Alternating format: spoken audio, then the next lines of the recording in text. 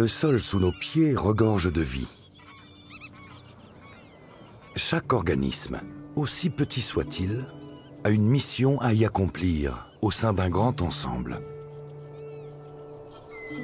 La préservation des sols est essentielle pour maintenir toute forme de vie sur notre planète.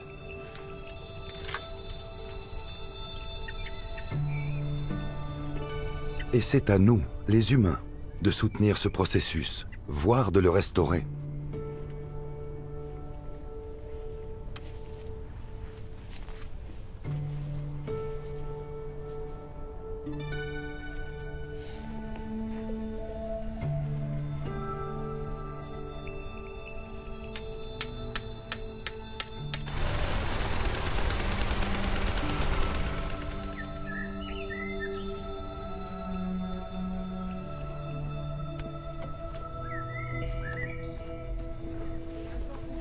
Pour abîmer le sol le moins possible, nous l'avons d'abord recouvert de carton.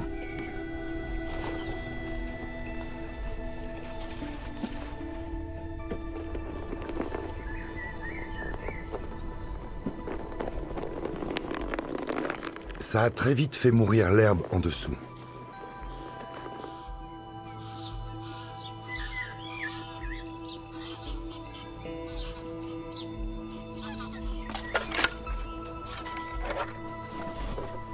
On étale ensuite une couche de compost par-dessus. Ensemble, l'herbe morte, le carton et le compost ont créé une source d'alimentation plus que bienvenue pour favoriser la vie du sol.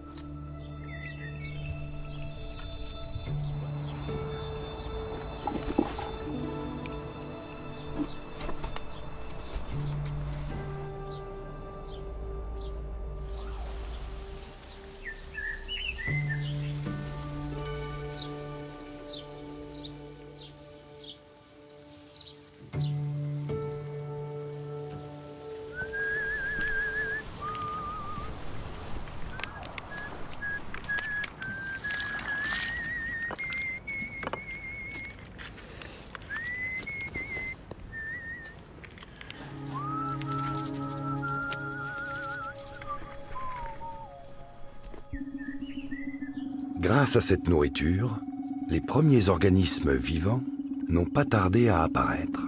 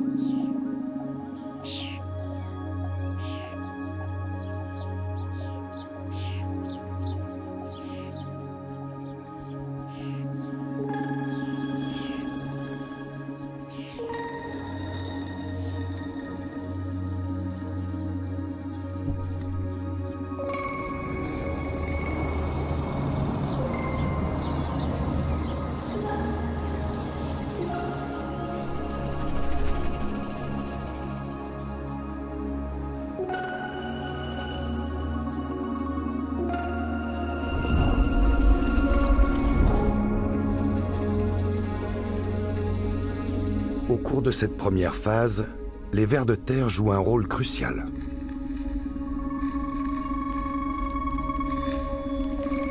En creusant leurs galeries, ils permettent aux racines des plantes de se développer, et leurs excréments servent de nourriture à d'autres espèces encore plus petites.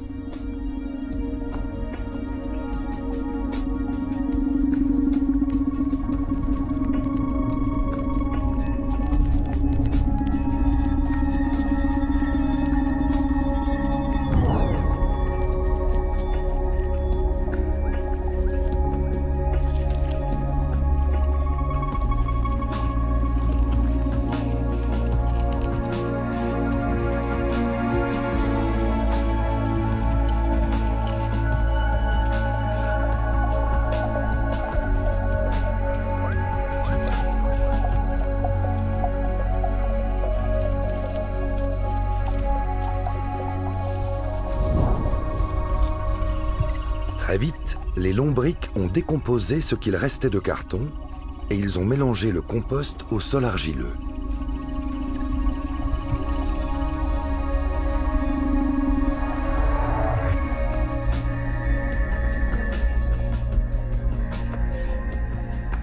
Le cycle de la vie est un éternel recommencement. Manger ou être mangé.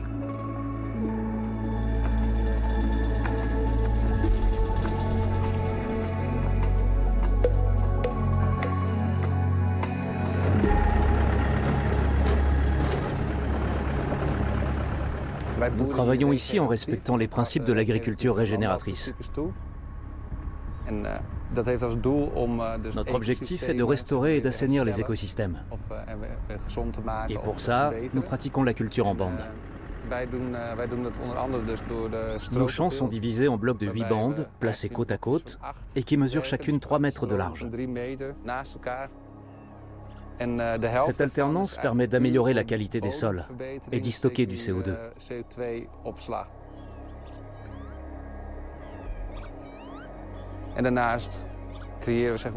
Grâce à cette méthode, nous enrichissons non seulement la biodiversité en surface, mais aussi sous la terre. Quant aux produits récoltés, ils sont plus nutritifs et ont plus de goût.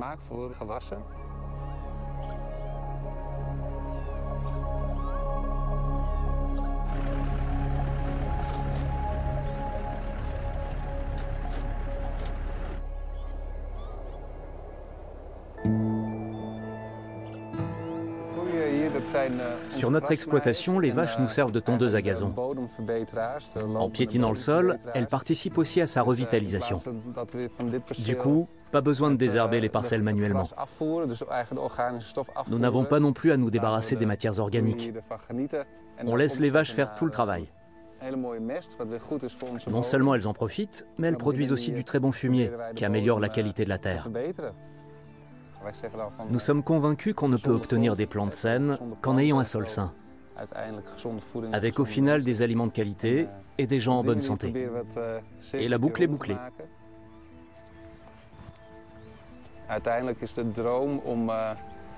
On rêve d'avoir encore plus d'animaux à la ferme. Et bien sûr, ce serait fantastique de ne plus avoir à faire venir des camions de fumier. On a déjà entamé le processus en laissant certaines parcelles en jachère. De toute manière, je suis persuadé qu'on ne pourra restaurer les sols qu'en travaillant étroitement avec la nature.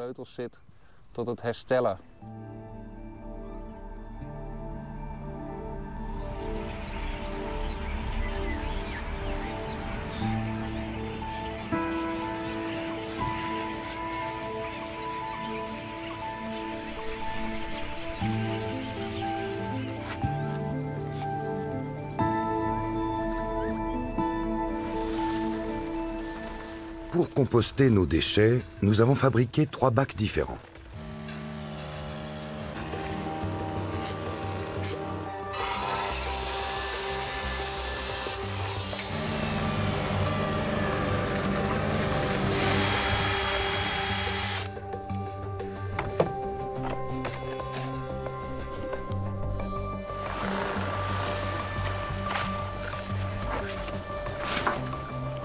Zo doen? Ja. Deze maar eerst, als we dit gewoon eerst richten. We hebben eigenlijk nog een hand nodig, hè? Ja, maar dat begint ook wel handig te worden.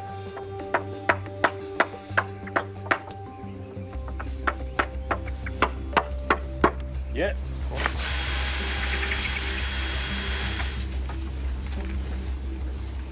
Dans le premier bac, nous avons mis nos déchets organiques, de la cuisine et du jardin. Dans le second, de la matière sèche.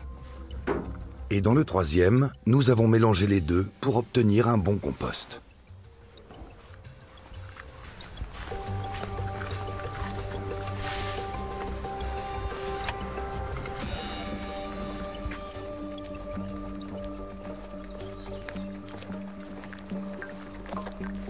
On s'intéresse depuis longtemps aux micro-organismes présents dans les engrais, parce qu'ils renforcent considérablement les plantes. Grâce à eux, elles ne poussent pas plus vite, mais elles sont en meilleure santé. Les analyses ADN permettent de mesurer la qualité des sols. Une cinquantaine d'agriculteurs nous ont fourni les échantillons de leurs bonnes et leurs mauvaises terres, parce que chaque exploitation est unique. Parmi eux, il y a des cultivateurs, des éleveurs, des agriculteurs bio, certains qui utilisent de l'engrais et d'autres non. Bref, l'éventail est très vaste parce qu'on cherche à trouver les liens qui existent entre la qualité des sols et les substances contenues dans les plantes.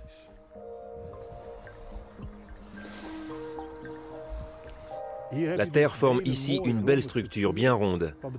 Les micro-organismes qui s'y trouvent agglomèrent les particules entre elles et ça crée des cavités dans le sol par lesquelles l'air peut pénétrer et l'eau remonter à la surface. C'est un très bon sol, magnifique.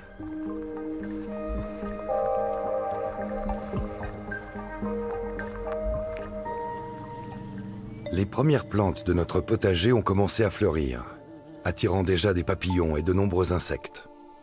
Quant aux lapins, nous les avons laissés gambader sur les plates-bandes pour que leurs excréments nourrissent les organismes présents dans le sol.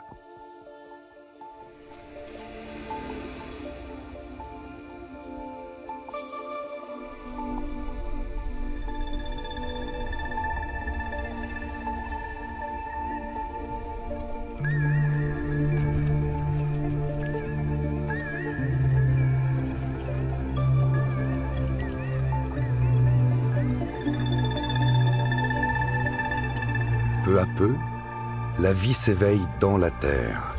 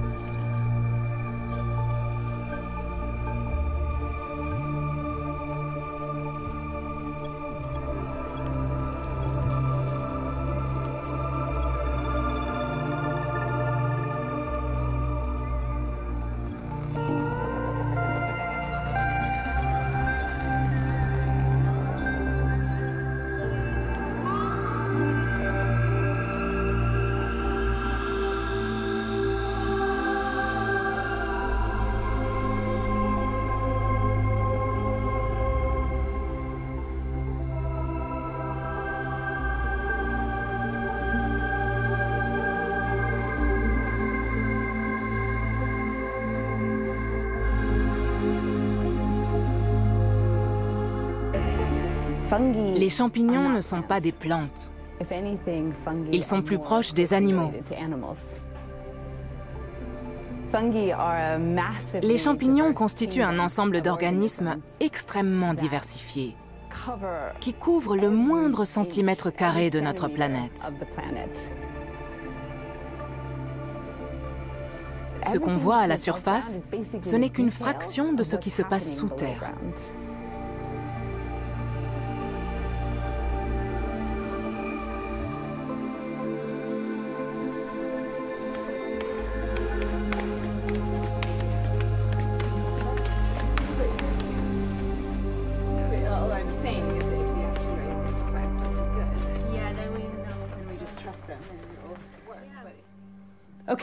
Les systèmes symbiotiques sont fascinants. Pour vous les représenter, il faut imaginer un gigantesque réseau constitué d'innombrables composantes dont chacune a un rôle à jouer au sein de ce système. Grâce à une technologie de pointe, on arrive à étudier les champignons et leurs échanges en très haute résolution.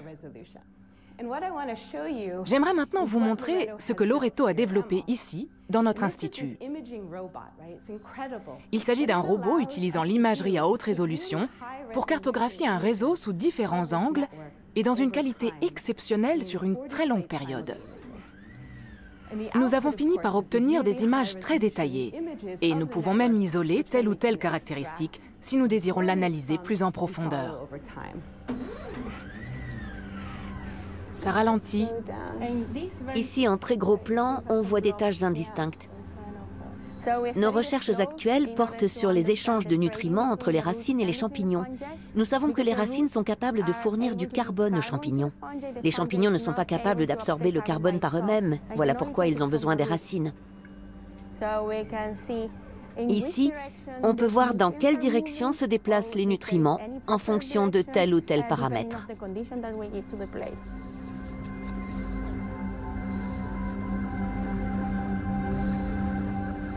Il existe de nombreux types de réseaux fongiques souterrains. On les appelle aussi réseaux mycorhiziens. Ils sont en concurrence les uns avec les autres, tout comme les plantes sont en concurrence à la surface du sol. Ils sont en concurrence les uns avec les autres, tout comme les plantes sont en concurrence à la surface du sol. Ils sont en concurrence les uns avec les autres, tout comme les plantes sont en concurrence à la surface du sol. Ils sont en concurrence les uns avec les autres, tout comme les plantes sont en concurrence à la surface du sol. Tout comme les plantes sont en concurrence à la surface du sol. Ces réseaux ont ainsi instauré une sorte d'économie de marché, où règne la loi de l'offre et de la demande. Et pour s'adapter à ce système, les champignons ont développé des stratégies absolument incroyables. Par exemple, ils sont capables de se constituer des réserves et de les stocker dans leur réseau jusqu'à ce qu'ils en obtiennent un meilleur prix, et donc un meilleur résultat. Les champignons peuvent aussi détecter quelles plantes se trouvent au soleil et lesquelles se trouvent à l'ombre. Ils peuvent même coloniser la racine d'une plante et la forcer à partager ses nutriments. Les stratégies qu'ils ont développées sont très ingénieuses et leur permettent d'exercer une véritable influence sur ce marché des nutriments.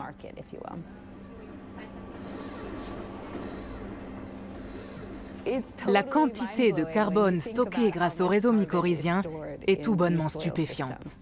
Et même si on additionne tout le CO2 capturé par toutes les plantes et les animaux de cette planète, on est très loin de la quantité de carbone accumulée sous terre. 75% de l'ensemble du carbone terrestre est emmagasiné dans ces systèmes souterrains. Et la clé de ce stockage, ce sont bien sûr les champignons, car ils produisent une substance collante qui agglomère les différentes composantes du sol les unes aux autres. À l'heure actuelle, les scientifiques tentent encore de déterminer la quantité exacte de carbone libérée par les plantes dans les réseaux fongiques. Aux dernières nouvelles, les estimations indiquaient qu'environ 5 milliards de tonnes de CO2 étaient stockées chaque année sous terre grâce aux champignons, ce qui est énorme.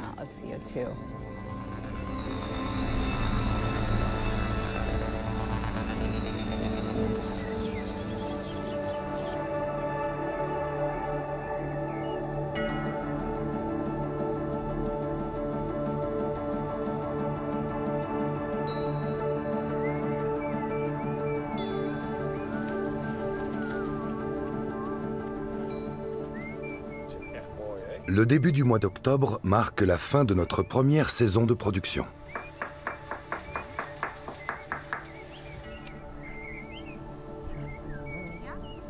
L'occasion d'organiser une petite fête des récoltes et de profiter pleinement du fruit de notre travail.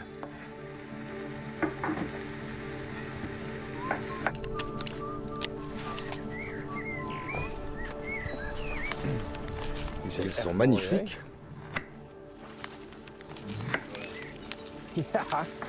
Et maintenant, on fait quoi? On continue la récolte.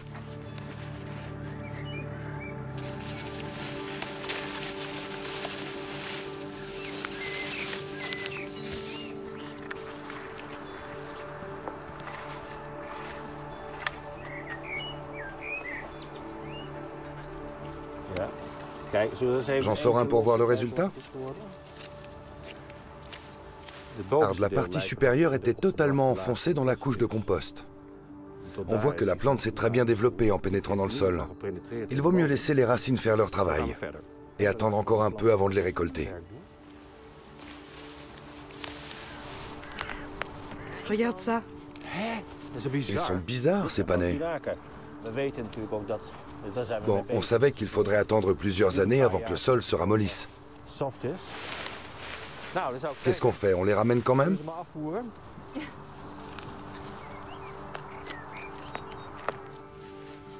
Hey! Kijk dan. Qu'est-ce que tu nous as préparé de bon, Sébastien? Alors on va commencer par une soupe que j'ai faite avec tous les légumes du jardin. Il y a 2 types de potirons différents, des courgettes, des aubergines, du céleri rave, des pommes de terre, des oignons et de l'ail. Aucun ingrédient n'a été acheté au supermarché. Pareil pour la salade. Tout vient du jardin. Et je vous ai aussi préparé un carpaccio de betterave avec une sauce au miel et à la moutarde. On commence par trinquer, non? Bien sûr.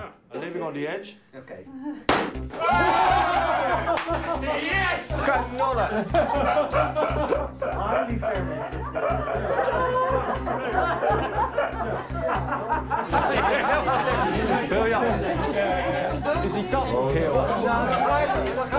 Ja, laat even op. Fijn dat jullie daar nog zijn. Goed, hè?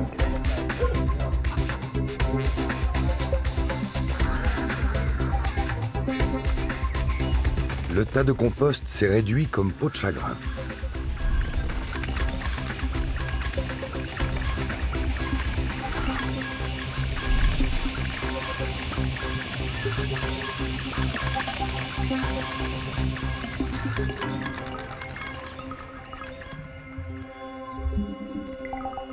Les parcelles fraîchement récoltées seront bientôt à nouveau ensemencées. Et cette fois, pas pour notre propre production, mais pour dynamiser la vie du sol.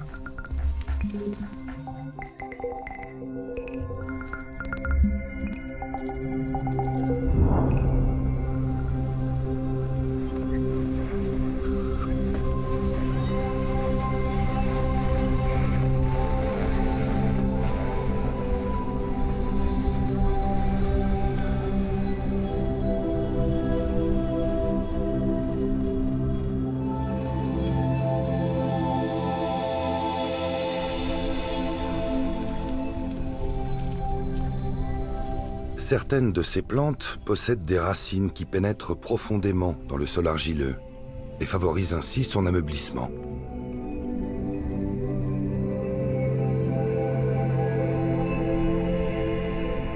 Ça et là, des nodules bactériens vont se former sur ces racines et transformer l'azote en une substance assimilable par les espèces végétales. En contrepartie, les bactéries bénéficieront des nutriments de la plante. Et tout le monde sortira gagnant de cet échange.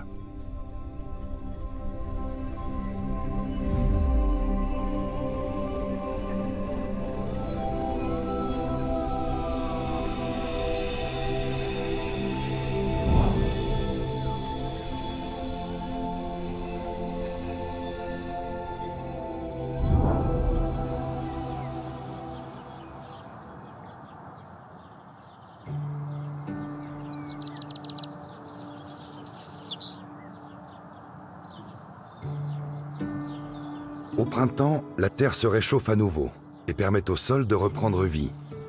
C'est le moment de fertiliser notre jardin.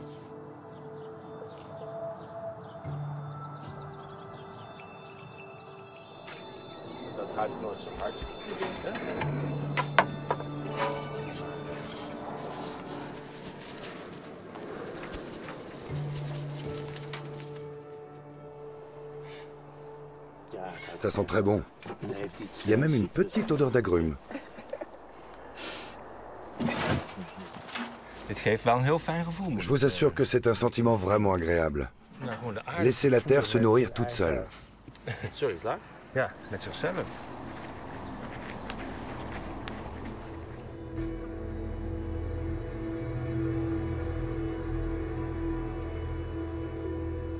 Sous terre, le processus est le même que dans notre bac à compost. Les animaux les plus gros, comme les lombrics, les cloportes et les escargots, ne vont pas tarder à décomposer les restes de plantes. Et tout comme dans notre intestin, ces particules seront transformées en nutriments par une multitude de micro-organismes qui constituent la base de toute forme de vie.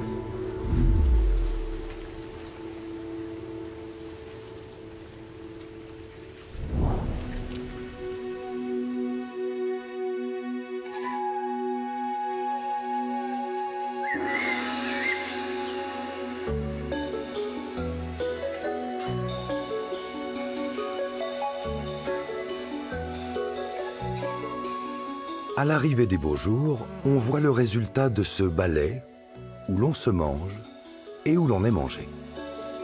Les animaux du jardin se sont reproduits. Pour certains, la tâche a été relativement aisée. C'est le cas des vers de terre, des organismes hermaphrodites capables de féconder leurs propres œufs et aussi ceux de leurs partenaires.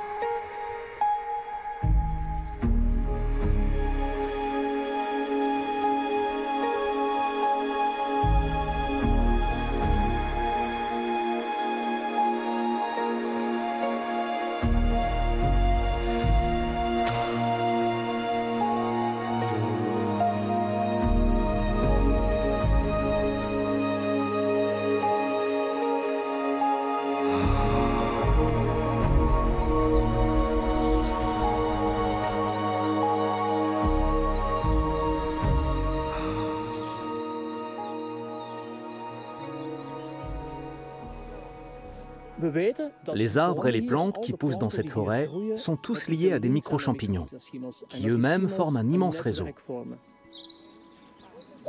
Et nous pensons que ces champignons jouent un rôle essentiel pour toutes les plantes du sous-bois. Certaines espèces végétales, comme les fougères ou les petits arbustes, manquent de lumière parce que les plus grands arbres leur font de l'ombre.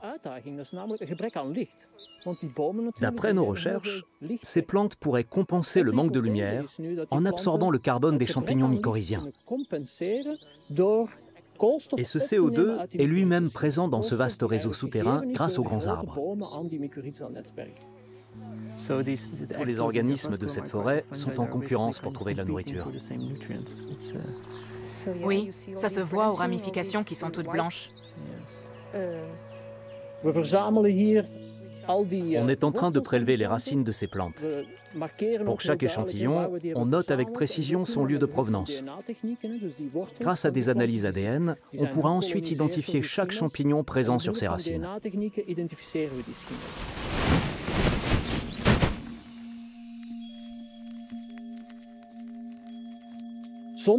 Sans les champignons, il n'y aurait pas de forêt ici. Les plantes seraient même incapables de se développer. Les champignons sont essentiels à la survie des arbres. Ils leur permettent non seulement d'absorber les nutriments, mais les maintiennent également en bonne santé. Ce phénomène est comparable au microbiote de l'organisme humain. Les champignons jouent donc un rôle extrêmement important pour la vitalité de cette forêt et son écosystème.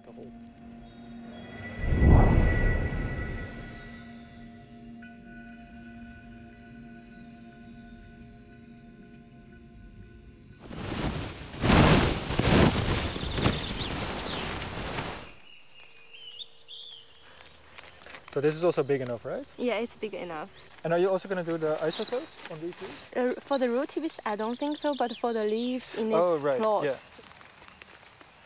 On connaît encore mal le fonctionnement des réseaux mycorhiziens, mais on sait qu'ils sont très sensibles aux perturbations. Grâce aux champignons, les plantes sont capables d'absorber l'azote du sol. Mais quand l'azote est présent en trop grande quantité, les champignons ne sont plus d'aucune utilité aux plantes. C'est quelque chose qu'on a constaté sur les exploitations agricoles, où on ne retrouve aucun champignon mycorhizien. La quantité d'azote dans le sol est telle que les plantes peuvent se développer sans les champignons. Mais ils sont très importants pour la santé des espèces végétales, car ils les rendent moins vulnérables aux maladies. Ça pourrait expliquer la raréfaction de certaines plantes forestières, comme la parisette à 4 feuilles ou l'anémone des bois.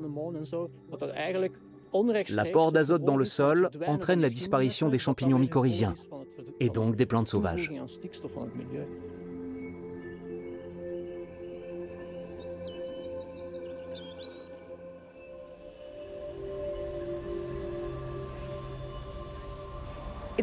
Il fait vraiment chaud. C'est un épisode caniculaire anormal aux Pays-Bas en cette saison. C'est pour ça qu'on est ici aujourd'hui. Les villes deviennent de plus en plus chaudes et la terre se réchauffe. Il faut donc qu'on comprenne comment l'environnement s'adapte à ces conditions. En ville aussi, on trouve des champignons mycorhiziens. En aidant les plantes à se développer, les réseaux fongiques rafraîchissent naturellement les zones urbaines. Nous voulons comprendre quels champignons poussent en ville et comment les protéger. Quelle heure est-il? À Utrecht, environ 300 arrêts de bus sont équipés d'un toit végétalisé. Ces surfaces vivantes agissent comme des îlots pour les champignons. Pour se reproduire, ces organismes se propagent en effet par le biais de minuscules spores. Elles sont invisibles à l'œil nu, mais elles sont présentes partout autour de nous. Et elles ont besoin de pouvoir se déposer quelque part. Malheureusement, il y a beaucoup trop de béton dans nos villes. On parcourt toute la ville pour analyser la biodiversité obtenue grâce aux champignons des toits végétalisés. D'abord, on renseigne les coordonnées GPS de chaque arrêt de bus pour déterminer son emplacement exact. Ensuite, on prélève soigneusement des échantillons du toit pour extraire l'ADN des champignons. Ça nous fournira par la suite une sorte d'empreinte digitale unique pour chacun d'eux. Et grâce à ces données, on saura mieux quels sont les champignons les plus utiles pour l'environnement.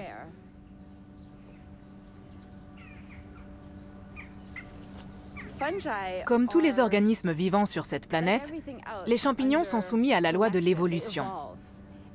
Et il est fort probable qu'ils se développent différemment en ville, en forêt, ou encore dans la jungle ou dans une prairie. Notre objectif est de mieux comprendre comment les champignons évoluent dans les zones urbaines. Est-ce qu'ils sont plus résistants à la sécheresse? Est-ce qu'ils s'accommodent mieux des températures élevées? Et surtout, est-ce qu'ils protègent les plantes de la pollution? Si on se concentre sur les arrêts de bus, c'est parce que leurs toits ont tous été végétalisés au même moment et avec exactement la même variété de plantes. Notre étude nous permettra ainsi de comparer le développement des mêmes espèces végétales, mais dans différents quartiers. Ce qui est vraiment passionnant dans ce projet, c'est qu'on va aussi réaliser une maquette 3D d'Utrecht, en incluant tous les bâtiments de la ville et en respectant leurs proportions exactes. Comme ça, on pourra modéliser avec précision la manière dont les spores se propagent.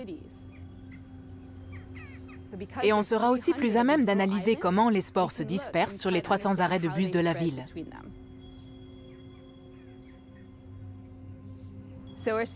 Mais ces échantillons prélevés à Utrecht font partie d'un projet bien plus vaste. Notre but est de mieux comprendre le rôle des réseaux mycorhiziens pour la biodiversité sur toute la planète. Les scientifiques ont déjà cartographié les océans et répertorié les espèces végétales du monde entier. Malheureusement, on ne dispose pas encore d'une cartographie des sols. Et au vu des bouleversements mondiaux dus à la déforestation et à l'expansion de l'agriculture, ça devient vraiment urgent. On a tendance à considérer notre monde uniquement d'un point de vue visuel. Mais le sol doit être appréhendé avec nos 5 sens. Lors de notre dernière expédition, on a collaboré avec un spécialiste du son pour documenter les bruits des sols. Et figurez-vous qu'ils produisent des sons extrêmement variés. So much happening in there. And then it's like a stomach, isn't it? Oh my God. En utilisant tous nos sens, c'est comme si on faisait passer le sol au premier plan. Et en opérant ce décentrage mental, le monde paraît complètement différent.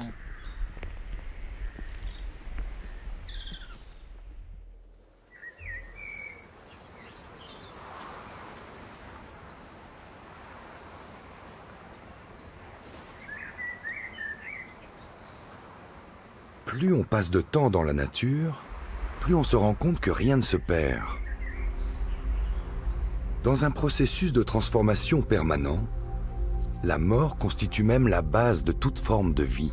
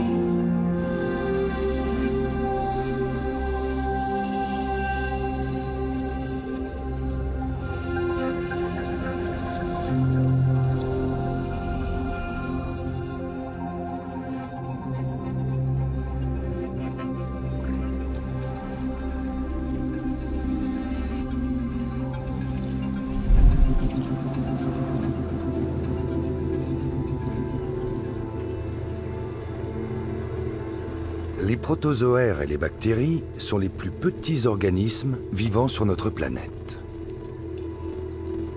Les protozoaires sont des chasseurs unicellulaires qui se nourrissent de bactéries et qui maintiennent ainsi l'équilibre de l'écosystème des sols.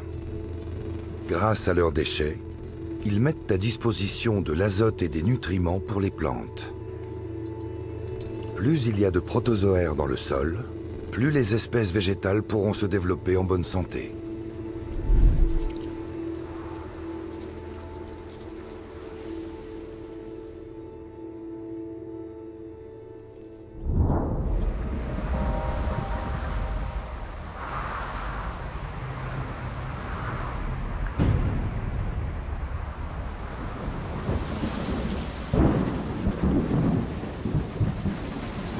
Il pleut. Ça faisait un bail. C'est magnifique. Je suis curieux de connaître tes résultats. Ne t'inquiète pas. Ils sont très bons et dépassent mes espérances. Ce que tu vois ici, c'est un mauvais sol. On y trouve environ 2000 espèces de protozoaires dispersées un peu partout. Dans les bons sols, il y en a beaucoup plus. Là, j'en ai dénombré 4135 pour être précis. Quand on pratique la culture en bande, comme toi, on peut même dépasser les 9000 espèces différentes de protozoaires. Ton sol est donc beaucoup plus riche, plus diversifié, et tes récoltes sont meilleures. J'imagine que l'an dernier, tu n'as pas dû avoir beaucoup de problèmes. Non, on a eu de bons rendements et pratiquement aucune maladie. Regarde, on peut même observer le sol de plus près.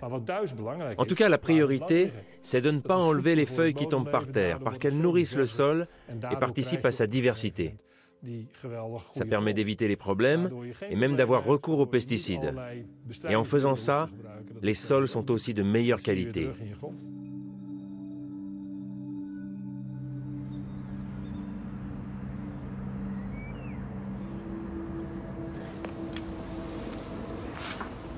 Dans notre petit jardin, nous cultivons nos aliments en étroite collaboration avec le vivant. Mais est-ce aussi possible à grande échelle ?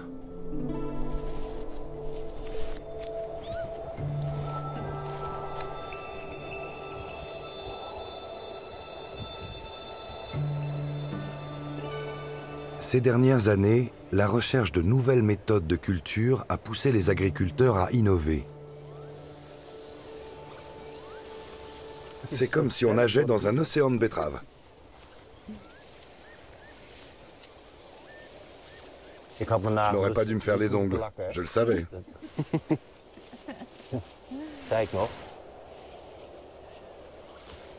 Je suis venu voir comment vous vous débrouillez. Mais vous faites ça très bien. Merci. Il y a pas mal de morgelines par ici. Oui, il y en a beaucoup. Tu as d'autres mauvaises herbes qui te posent problème? Oui, le panique des marais. Ah, je vois. Et les euphorbes aussi. D'accord. Pourquoi est-ce que vous avez opté pour la culture en bande? C'était une façon d'aller vers l'agriculture régénératrice. En augmentant la quantité de matières organiques, on capture davantage de dioxyde de carbone dans les sols. Prenons cette betterave par exemple.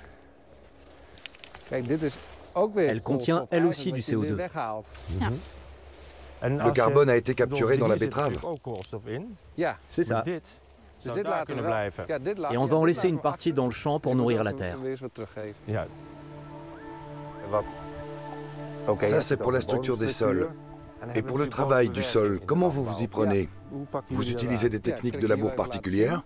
Je vais vous montrer. Ce qu'on fait, c'est qu'on travaille le sol sans le détruire. C'est-à-dire qu'on laboure de manière non invasive, sans retourner le sol. On utilise une herse particulière, qui ne déplace qu'une toute petite couche de terre, ce qui est suffisant pour les semences. Et tout ce qui est en dessous reste intact.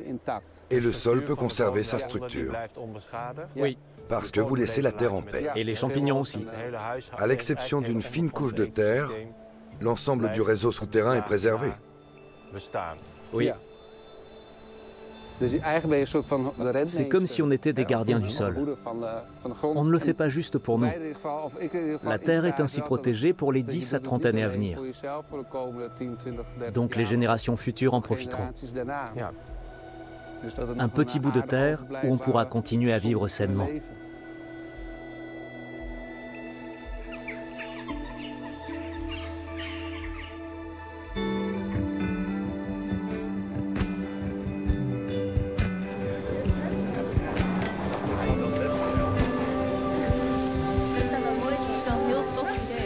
C'est à nouveau le mois d'octobre. Notre jardin fête aujourd'hui ses 2 ans et son sol se développe toujours à merveille.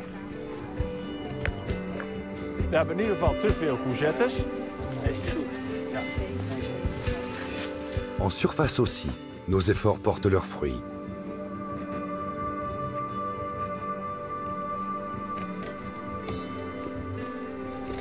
Is er verder nog iets wat we kunnen juicen? Nous sommes frappés de constater que les micro-organismes du sol correspondent à ceux qui sont présents dans notre intestin. Un sol sain donne des personnes en bonne santé. Voilà une bonne raison de se nourrir directement des fruits et des légumes qu'il nous donne.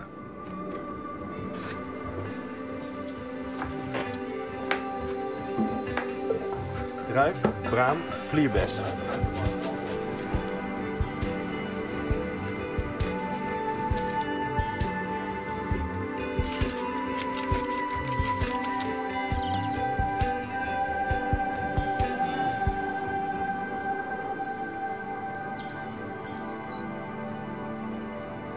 Que retenir de ces 2 années de collaboration avec le sol?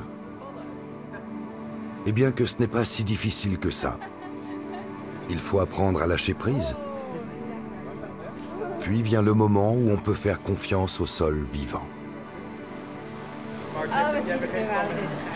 Het is meer dan een kijktaart, hè? We kunnen het ook opeten.